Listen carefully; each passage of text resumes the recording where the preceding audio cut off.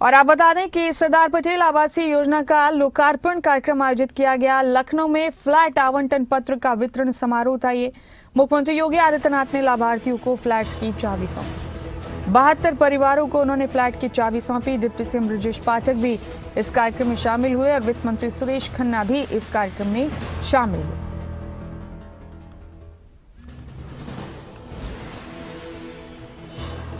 तो ये बड़ी खबर है आपके टीवी स्क्रीन पर। लखनऊ में आवासीय योजना का लोकार्पण किया गया और इस दौरान लाभार्थी परिवारों को फ्लैट्स की चाबी सौंपी मुख्यमंत्री योगी आदित्यनाथ।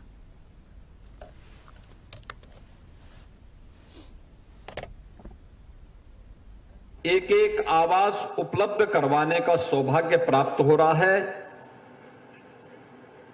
मैं कार्तिक पूर्णिमा की पूरे प्रदेश वासियों को हृदय से बधाई देते हुए जो लाखों की संख्या में श्रद्धालु अलग अलग नदियों में, सरोवरों में स्नान कर रहे हैं, गढ़मुक्तेश्वर में, टिगरी में, सुखतीर्थ में, बदायूं में, प्रयागराज में, काशी, अयोध्या और अन्य सभी पवित्र नदियों में लाखों की संख्या में श्रद्धालु आज स्नान करके पुण्य का भागीदार बन रहा है।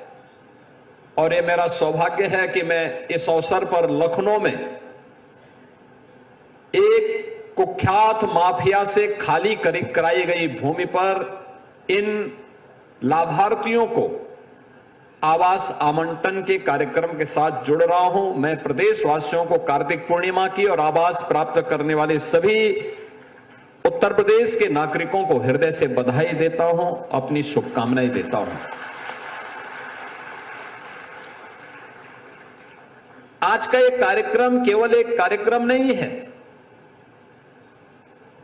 ये अपने आप में एक संदेश भी है कि अगर किसी गरीब की, किसी व्यापारी की, किसी सार्वजनिक संपत्ति की और किसी सरकारी भूमि पर किसी माफिया ने, किसी अपराधी ने कब्जा किया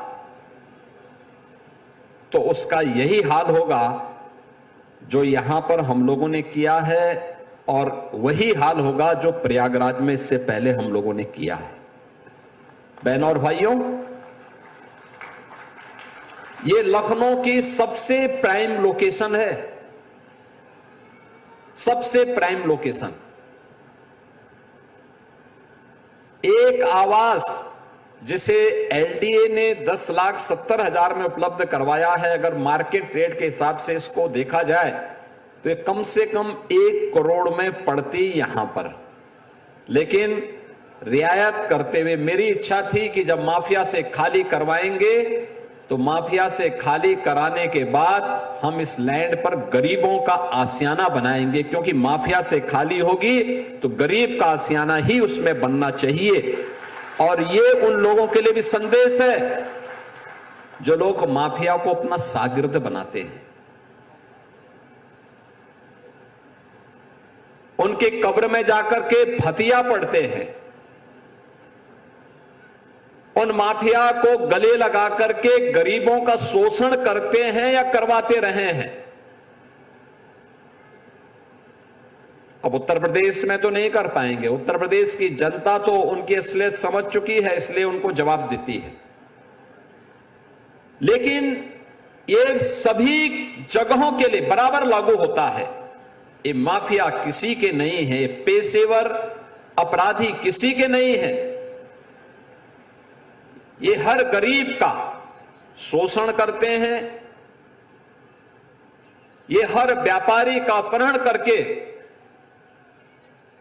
प्रॉपर्टी बनाते हैं और सामान्य नागरिकों के लिए, बहन और बेटियों की सुरक्षा के लिए इनके गुंडे, इनके गुर्गे हमेशा खतरा पैदा करते रहे हैं।